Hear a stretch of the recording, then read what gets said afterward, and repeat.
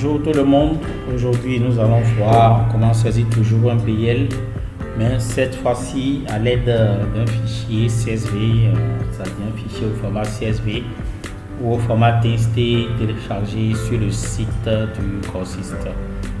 Alors pour y aller, une fois connecté dans SFAM, vous allez cliquer sur le menu réception et cliquer nouvelle réception. À mon niveau, le fichier que je vais utiliser un fichier au format CSV du fournisseur Promo Pharma par exemple.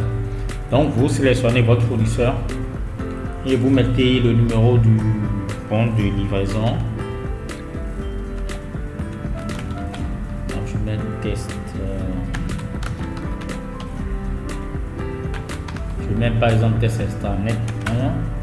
Alors, une fois le numéro de bon de livraison, vous avez deux boutons. Le premier qui est import facture et le deuxième qui est import BC, qui veut dire import bon de commande. Selon le format de fichier téléchargé sur le site du grossiste, vous saurez quel bouton utiliser. Si c'est les factures format CSV, vous devez utiliser le bouton import facture. Si c'est des fichiers bons de commande format CSV, vous devez utiliser le bouton import bon de commande. À mon niveau, c'est plutôt le bouton import facture que je vais utiliser. Alors je clique là-dessus et voilà, je suis dans mon dossier qui contient les fichiers au format CSV que je vais utiliser. Je prends mon fichier CSV, je clique sur le bouton ouvrir.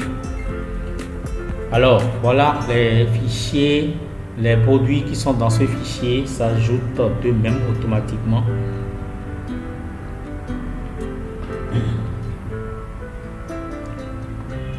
Il a été ajouté.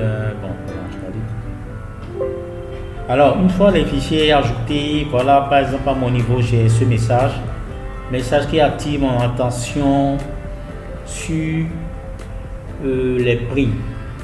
Voilà, il dit voilà les prix publics des produits suivants sont différents. En fait, les prix publics qui sont actuellement dans ma base que j'utilise pour le test sont différents des prix publics qui sont dans le fichier. Donc voilà, le programme attire l'attention lorsqu'il y a cette différence de prix et vous met les lignes en couleur de fond rouge juste pour attirer votre attention. Donc voilà un peu comment on peut faire la saisie d'un PL en utilisant directement un fichier au format CSV téléchargé sur le site du grossiste. Une fois fait, vous avez obligation de compléter avec les dates, de péremption et de vérifier les nouveaux prix publics pour être sûr que c'est les bons prix que vous voulez appliquer désormais pour ces produits. Alors les amis, sur ce, j'espère que vous avez compris. Et pour finir, n'oubliez pas de prendre le pourcentage de l'AIB si le fournisseur fait réellement le AIB. Sur ce, je vous remercie et n'hésitez surtout pas à nous revenir au cas où vous avez des questions, des points qui ne sont pas bien clairs. Nous sommes là pour vous aider. Sur ce, nous vous disons à bientôt.